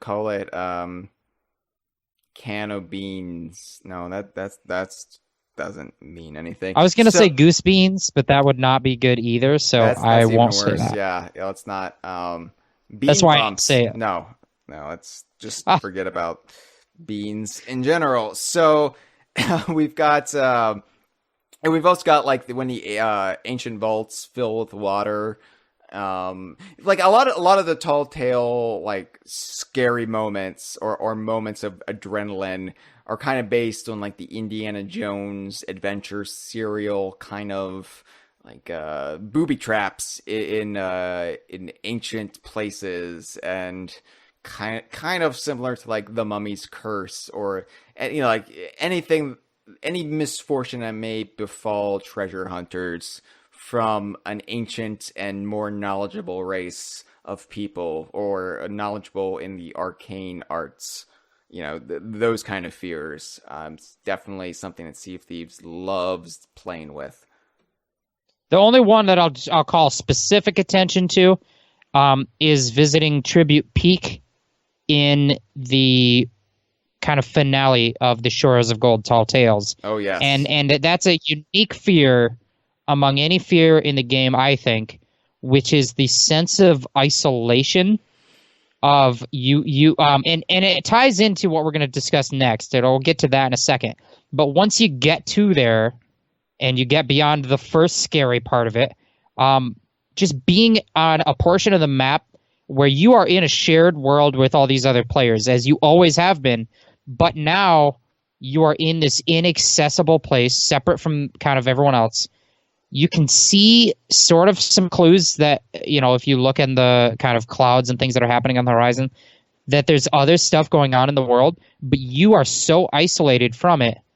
And then with the soundtrack that creates the foreboding atmosphere, the spooky skeletons that attack you and that are unique to the region, and they're Gold Hoarder themed. Some of them are just wearing like canvas bags on their heads, and they have gold coins for eyes. They look very much like a slasher going. Wasn't that what Jason Voorhees wore in the second Friday the 13th movie? It was in this part 2, Friday the 13th part 2, but it was also kind of a relatively common trope of low budget slasher films, and it was like the Friday the 13th wasn't the first one to put a canvas bag on a man who slices people open, but they were smart to then get a more unique branding opportunity in the third movie when they put the hockey mask on him. A lot of people don't know that. The iconic hockey mask didn't even appear until the third movie. In fact, in the first movie, Jason Voorhees isn't even the villain. But that's neither here nor there. The Jason Voorhees skeletons on Tribute Peak, those are spooky, and that is the point that I wanted to make. Did you know that in Conker's Big Reunion, you fight a teddy boss who has a canvas bag over his head? That is also spooky. It ought to have been on this list, but we didn't think of it ahead of time. Wow. Let's call that an official, reference. It may not be on our written list, but we did call it out in the episode. We did so bring it up. It's not really scary. I was never scared by it, and if I'm not scared by it, it can't be scary. I didn't play it. Oh, okay. But, well, you'll have that. Yeah, but no, it's a chainsaw wielding murderer Teddy with a canvas bag over his head. So, yeah. Well, the thing I was alluding to, other than the general uneasiness of being on Tribute Peak, before you can even get there, you have to do one of the most foreboding and unexpected and creepy things you can do in Sea of Thieves, because you rarely do it on purpose. And I think you know what I'm talking about, Hyle. Take it away. I do know, because this is my biggest fear in the game, and that is sailing into the Devil's Shroud. And for those of you who don't know, the Devil Shroud is essentially the boundary of Sea of Thieves. It both in universe and from a gameplay like map perspective. This is what Rare devised, because Sea of Thieves, you can't just have an infinite expanse of ocean. So they came up with this concept. The Sea of Thieves is this realm. Not really like on Earth. It's like this pocket realm that exists. It's a mystery really, but to get to it on Earth, you have to sail through the Devil's Shroud, and then once you're within, it is surrounded by Shroud. So anytime you sail beyond the map in Sea of Thieves, you enter the Devil Shroud. And what this does is everything turns blood red. Like the water, the sky takes on this like apocalyptic twilight kind of gleam to it, and this very sinister music starts playing. I can't even describe the music. It's this like it's a lot of strings. It's not so much a melody as it is just creepy sound effects. It reminds me of what like you might play in the background of a haunted house, like a haunted house attraction. Like, come see our haunted house. But this is before there was a plague ravaging the land. There were haunted houses that people visited, and they paid money to get inside, and people would spook them. Now we have a haunted house. It's called the White House. Oh, Hey-ho. Jeff! No, I'm not supposed to say the WH word this week. Not, oh, man. You're not. We're not focusing on that. This is pleasant distractions only. So, because I don't want to get hacked again. I don't want to get a DDoS attack on my site. So, there's not going to be any faux presidential endorsements that are... They think they're so clever and a half that the Russians don't care. They're going to take it down in 2 hours. We're not going to do that because it's Halloween time, and we're talking because about that's the greatest fear-bringer, and we're going to try to avoid that. Yeah. So anyway, that's this dissonance, this like low string, like eeriness, and then your ship starts breaking apart, and it's slow at first. It's like a hole just springs in your ship. I better fix it. Oh no! Now I've got another hole. Now too many holes. Bucket. Patch. And I know people have like kept their sloop going until you just like respawn. Until the game's like, all right, you haven't like sunk, so we're just gonna pluck you out and like respawn you somewhere. But you're supposed to be taken out eventually, so you don't just keep sailing. And that's how the game gets. That's how the game has a boundary, right? That is how the game gets around, like not having an infinite space to play with this ocean, because you can't just put the whole world in the game. So it's very clever, and it really stokes Bram Stoker's the imagination when it comes to lore and just like, what, this is creepy, and it's an unsettling experience by itself. Right, but when you factor in my fear of boundary breaking, and then you're actually tasked to get to Tribute Peak, the shores of gold, and to do that, you have to sail through the Devil Shroud. You have this shroud breaker, but you're still hearing the dissonance. You're still sailing through the blood red, and you're going. It's all wrong. Your brain is screaming at you, stop. Turn back. What are you doing? And you're sailing towards this isolated island at the edge of the map within the Devil's Shroud. It upsets me, Jeff, and I'm not a fan of it. I've only been to Tribute Peak one time, and granted, traumatic stuff happened to me and my pirate at Tribute Peak that has kept me from making a return visit beyond just my fear of the Devil's Shroud, but the Devil's Shroud is enough to make it so daunting that I don't want to try it unless my whole crew wants to do it, and then they can spoon me along the way. Yeah, I think the greatest unease with sailing into the Devil's Shroud, outside of the Tribute Peak example, because in that moment you expect it, where there's still an unease factor to it, but the other times you sail into the Devil's Shroud, which has not happened to me, probably to either of us in a long time, because we are gotten to be fairly good at the video game, especially I consider myself kind of the helmsman or navigator, and I know the map very well. But in the early, maybe the first year or more of the game, the spookiest thing about the Devil's Roar, or the Devil's Shroud, is that when you ever entered the Devil's Shroud, it would be by accident. Yeah. And so there's this unexpected factor of like you just fucked up. Like you and I would always see it coming just before it happened. Like not soon enough to stop it from happening, but I would feel a sort of like unease, like the music is maybe kind of stopped and I can't see anything on the horizon. Normally, you're always sailing towards something. There's rocks, there's islands, there's something. And when you see nothing on the horizon, the music stopped, and I'll almost have the thought in my head like, hey, did we sail off the map? And then right when I think that, that's when the music kicks in and the sea turns red and the sky turns red and we start to take damage. And I'm frantically turning the wheel to get us back towards the map because you can usually save it.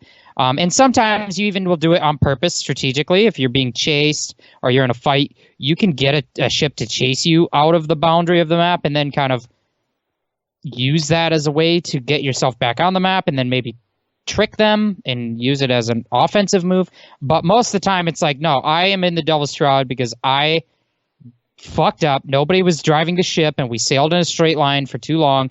And all of a sudden we're like, wait a minute, are we off the map? And then the spooky times are kicking in and you're like, oh, we fucked up and we went beyond the natural order of things. And it's very spooky when that happens. Yeah. Hasn't happened in a long time. Hasn't happened in a long time, but let me just relate a couple stories really quick, and then we'll move on, because I know we don't want to just talk about the Devil Shroud, but the Devil Shroud is the scariest fucking thing in the last 5 years, so you have to let me have this moment. When I got to play the game for the first time at Rare, this is not me humble bragging, but I just have to bring this up, like, in unison, we all decided, like everybody who was there, we decided to stop fighting each other. Let's just all sail as far as we can. Let's see what happens, everyone. And Rare had to just shut down the game. They're like, you're not supposed to see that yet. So we were prevented from seeing the Devil Shroud, even if I don't even know if it was implemented yet. But then in the technical alpha, that's when we really played with, like, well, what is there? What is it beyond the edge of the map?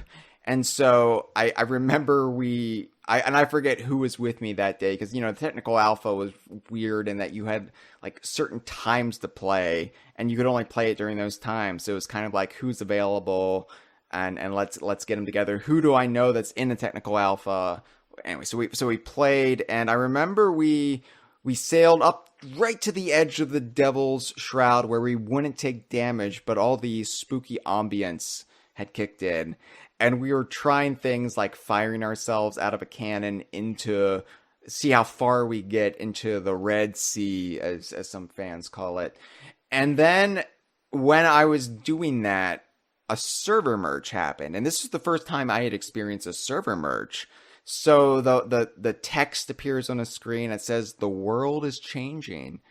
And I thought we had triggered something, or we had, like, broken the veil of the Devil Shroud, and we had actually entered a new world. My biggest fear, Jeff, with boundary breaking is this is defying the natural order of things, and I'm going to stumble into some nether realm that is completely alien and foreign. And so when Sea of Thieves told me the world is changing, I was like, fuck, where am I now? Am I at the land of thieves, the continent of thieves? Have I just completely, like, gotten myself lost? Wasn't related, but I didn't know that because I'd never been in a server merge before. So that was upsetting to me. And then one time I was playing in the Insider program, and of course you're not supposed to talk about that, you're under NDA, but I'm just relating another player encounter. And that's, I was hanging out at an outpost, and a sloop came by, and they saw me, and so I was hiding from them, just being a mischievous imp, because it's the Insider build, it's no real stakes there. And they're like, we see you, stop hiding from us. And this was when they added the Ruby Splashtail Monarch costume. So I was wearing that. So I looked like a real asshole. And I was hiding up at the top of the outpost. I think it might have been Ancient Spire, and I was like doing the palm tree wave, like woo, and they shot me. They sniped me from the top of the island, and I was palm tree waving at them. I was being friendly, but so I stayed on the Ferry of the Damned for a while because I was like, I'll let them think I'm gone, right? So I go back eventually. I give it a few solid minutes, and I go back into the doorway, back to the land of the living. And as soon as I respawn, I hear the music. They had set my ship adrift, and my ship had sailed right into the Devil Shroud, because Ancient Spire is right, kind of like south on the map, so it's easy to do. So I immediately spawned in Devil Shroud, and I was just like, nope! And I shut off the game as if I warped to Orangutan Gang. So those are some That'll of my... get you. You don't get me. You don't get me. That'll get you. Yeah. Oh, that'll get you. I thought you said you don't get That'll me. get you. Oh, I get you. I get okay. you, Kyle. All right. And right. that'll get you every time. And we could talk about Sea of Thieves all day. I think we could have a whole episode talking about how scary it is to sail alone. Yeah. Because when you're a solo sloop, basically everything you do in the game takes on a sense of eerie, like, sinisterness. Like, you don't know. Everything is more paranoid. Everything is potentially more dangerous. But we can't talk about Sea of Thieves all day, right? We can't, because we have a hard out at 10 o'clock tonight. We have a hard out. So there's another game that came out in 2018, I think. That's right. I don't know timelines. 2018, yes. It came out a few months after, actually right after E3 2018. Well, it was a game that came out before that, but then we got some DLC for it, and it was a big chonkin' DLC update for Donkey Kong fans. Big donkin' DLC. And that big donkin' DLC was for Mario plus Rabbids Kingdom Battle, and the DLC was Donkey Kong Adventure. Donkey Kong Adventure, that's right. Now, this is a game that people are still asking me, why haven't you talked about it on the Kongversation? And it's because I want to talk about it.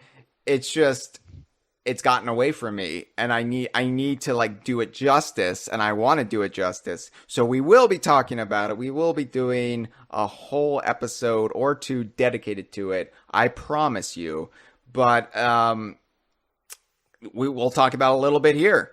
And specifically, now this is pretty, like, it's like Yooka-Laylee. It's upbeat, it's silly, it's goofy, cartoony, fun. But World 2, after you complete the second level, this is the Reef World, because it takes place. We are talking about Donkey Kong Adventures World 2, not the base game. This is specifically the DLC campaign add-on. And there is an entire world in the base game, in the Mario and Rabbids, that is spooky themed. I think it has spooky in the name.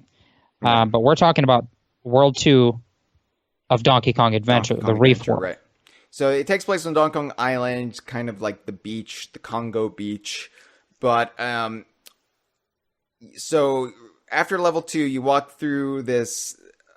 the bones of a giant shark, or maybe a megalodon even, who knows, and a storm kind of rolls in, and you've likened it to Tidal Terror when the storm rolls in, and it's just like the weather is out of control, and it's a very, very aesthetically similar, this kind of very harsh, jagged rocks, very high waves and stormy seas and harsh gray rocks. Like it's a very intense aesthetic that I never knew was like. I've never seen this as kind of a trope or a common aesthetic, but between Tropical Freeze using it and then this using it, I've come to know it as a kind of spooky setting in video games.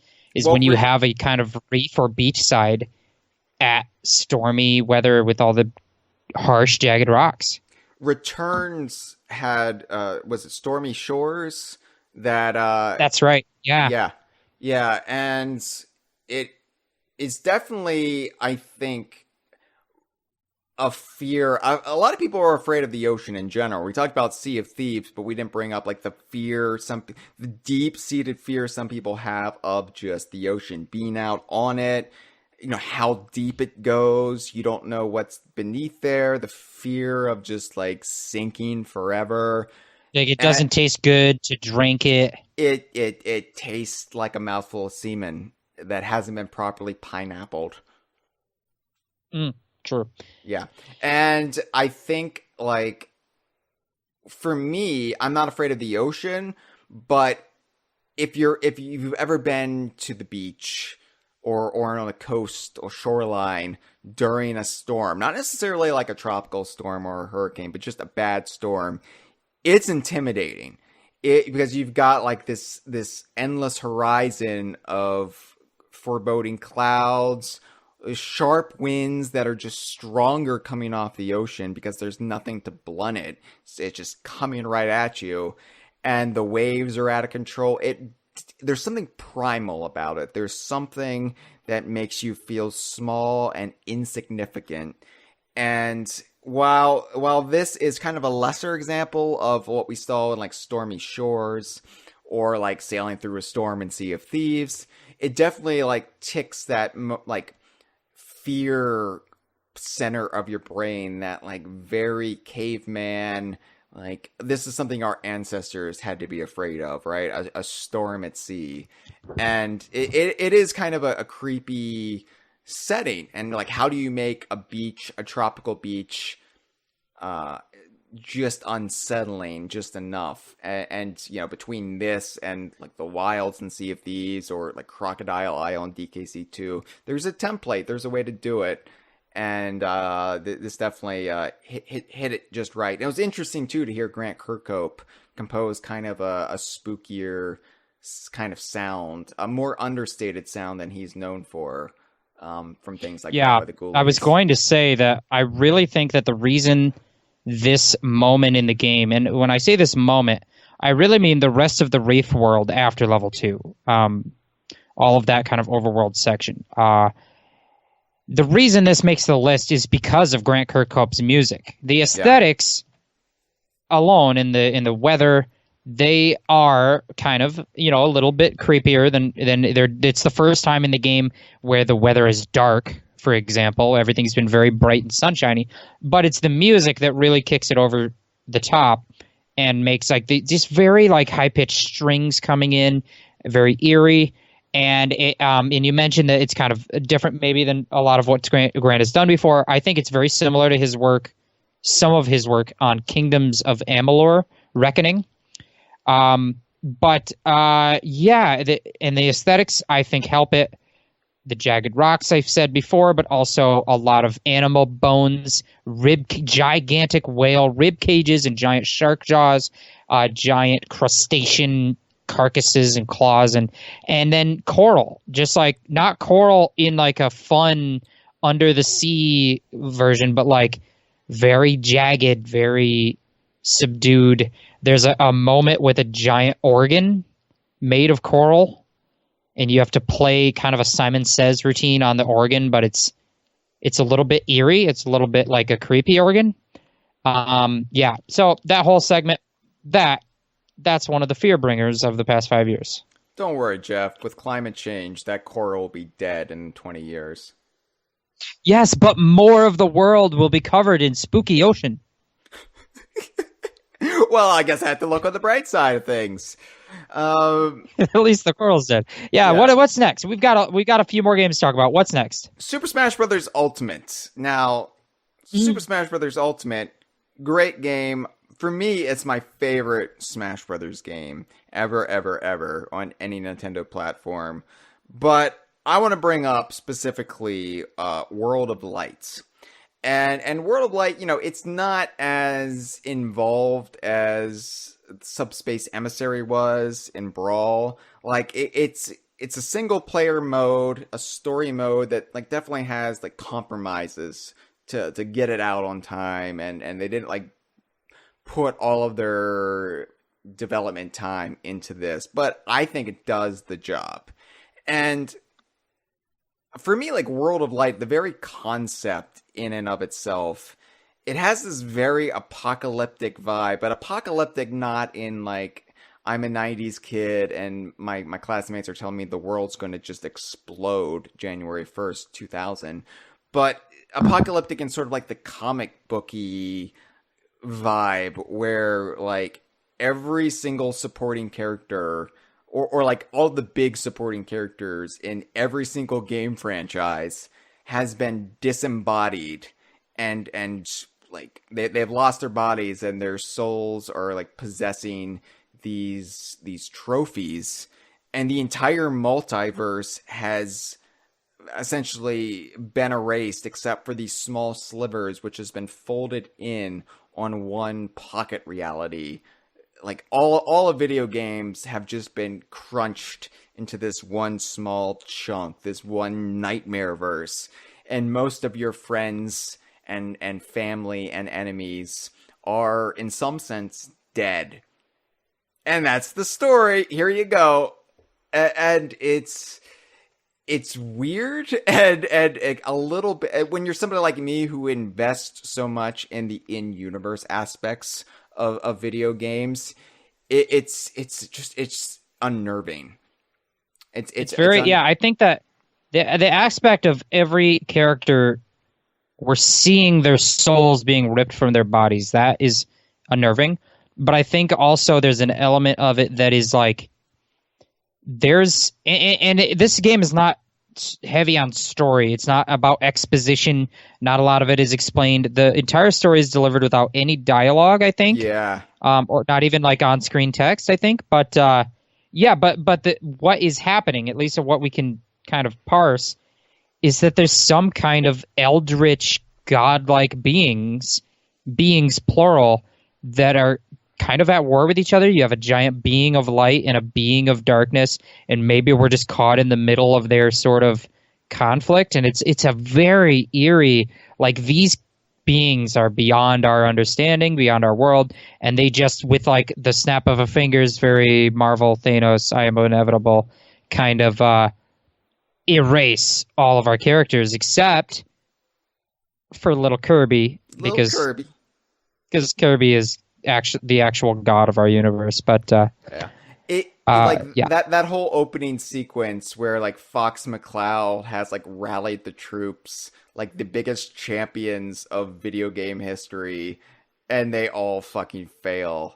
It's sobering, and it's like a punch in the gut. And you're right, none of it is really explained in the story. So the fact that you, the player, are left to interpret the events and read into it what you will. If you're like me, you're just going to interpret it in the most like stark apocalyptic terms.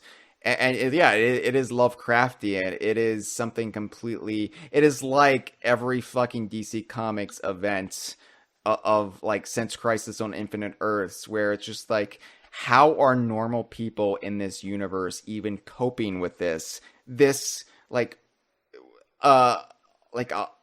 COVID is causing a great deal of anxiety in our world. Well, what happens if your reality is erased and remade like every couple of years? How would that make you feel? And so that is what World of Light is. It is a Thanos level event in really like all video games that are represented in Smash Brothers. And I think it's, Smash Brothers has always been ambiguous about how you interpret it. Well, they can be the real characters, or they could just be trophies or like figures or toys brought to life. I think Ultimate, though, even though the story is ambiguous, it presents it in a way that, no, these are the real characters, and this is how they become trophies, but they are the real souls of the characters. So it is definitely, it feels like the stakes are even weightier. Anyway. Yeah, and going on from stakes, and you talk about the creepiness of the cutscenes from that story, from the World of Light story, we also have some great cutscenes for every newcomer trailer, that when they bring a new character into the game, they have, I feel like almost all of them are just awesome trailers, but a couple of them are genuinely creepy. Like, they add to that creepy vibe. They have an air of just like high stakes creepiness. And the two that come to my mind are the first trailer. Well, not the first. I guess that was the Inkling trailer, but the Ridley trailer, where you've got that classic space horror setting of Metroid, which is really just a riff on Alien, inspired by Alien. But you've got Samus, Mario, Mega Man, and then one by one, Ridley picks them off and just fucking kills Mega Man and Mario. They're dead as shit. They're not even alive at all, and that's just intense. And Ridley is an intimidating, awesome, cool character, but in the context, very scary and intimidating. And then the other trailer that comes to mind, which is creepy all the way throughout because it's perfectly encapsulating the series that it is highlighting, which is the Castlevania Simon Belmont and Richter Belmont trailer, which has all kinds of creepy classic monsters. There's a Medusa, there's a Grim Reaper, and you have Simon Belmont step up. You have Dracula, and I think the Grim Reaper is the one that we actually see Luigi die. Remember Luigi, America's favorite icon, slash icon of the world. Luigi, just an angel, dead at age 32 from Grim Reaper. Yeah. His spirit leaves his body, and then you have the creepy, crying monster face in the window from the Castlevania game. Whose name escapes me. Yeah, monster face in the window. That's actually its name. It's Christian name. So, that's what scares me in games, Hyle. Monster faces. Well, at least we finally narrowed it down. Yeah, but unambiguously, Luigi is dead in this trailer, and really, this character abuse does continue. Like even in our trailers, the DKU reveals, which are a thematic pair. K. Rool slashes King DDD in a very violent way that I don't know if it leaves him dead or paralyzed, but he's not all right after it. And all Banjo does is kick the duck hunt dog in the head. I don't agree with that statement. All he does, this is a bear leaping from seemingly dozens of feet in the air and landing on a dog. That dog is dead, Hyle. There's no surviving. He just kicked the dog from 30 feet up and he's the size of a bear. The dog is dead.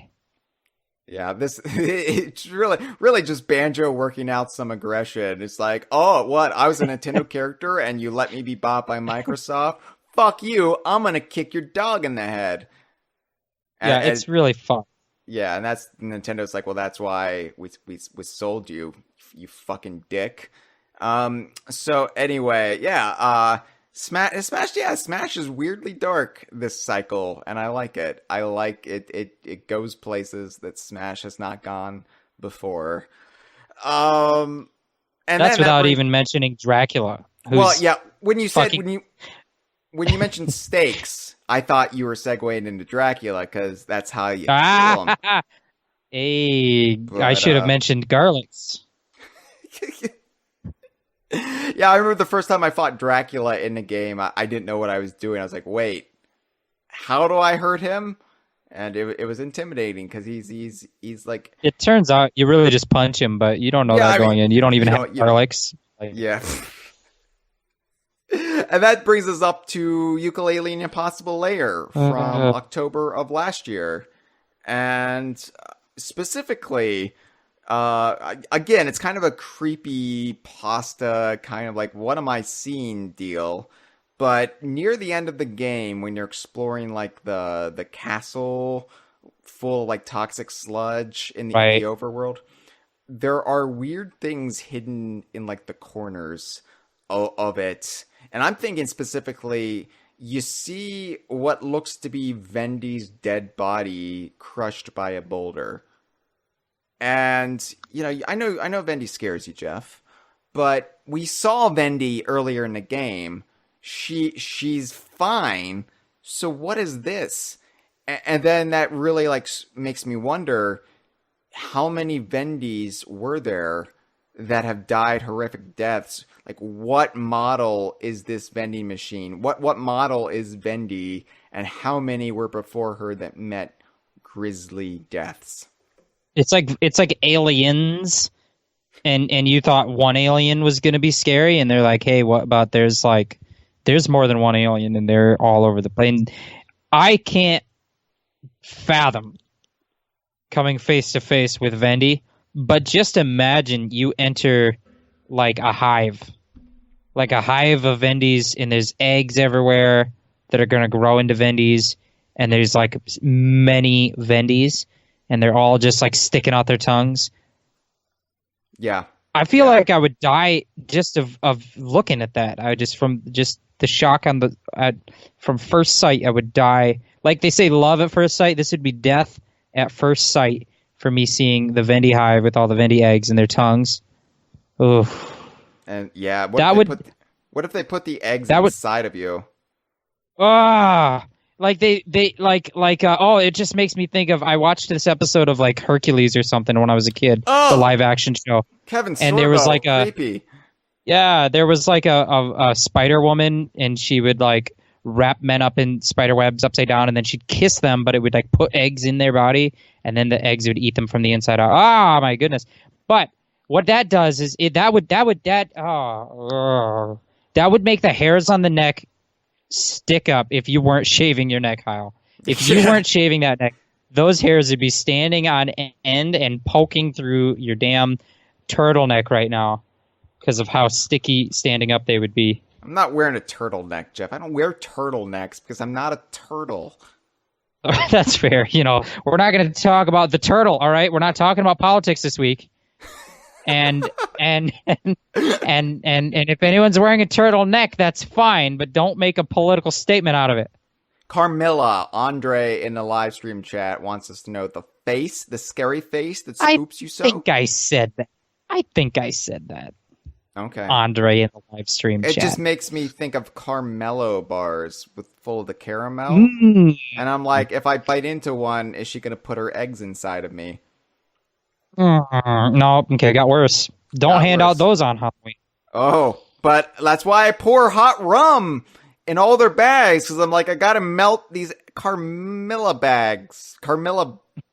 sacks that are gonna put eggs in. All right, so I'm saving the children, Jeff. Hyle, we got to get to some final thoughts here. We're about at the end of the clock. It's about to strike end night on our Halloween Kongversation, Fearbringers. So, what do you think about fear in games? Are you still able to get scared the way, maybe not exactly in the same way, but the way we were as kids, the unknown, the excitement, or the fear of excitement? And I guess, I don't know, games aren't as glitchy today, world-breaking, the sequence-breaking stuff, but just where are your thoughts now in 2020? What's scaring you still here in 2020? What's scaring me in 2020? Yeah. Well, Jeff, 2020. Oh! Don't forget to vote. I said it, Jeff. I said it, Jeff. Vote. Don't do it by mail. Just turn your shit in person. Drop it off. Do whatever you have to do. Vote, and then I'll maybe suck your dicks. You know, we'll untangle it. You could go at it, both of us, if you vote. I don't care. Just do it. Get it done, and then maybe 2021 won't be quite as scary as this year has been, and then I can just worry about falling through the boundaries, and that will be great. That will be a great day when that's all I have to worry about. If you don't, we're gonna toss hot liquids on you. We are, unless you like that. Then toss the good hot liquids on you. It's a win-win. We're gonna melt your caramel bars. That's for sure. This has been a File 2 production. Qué rico.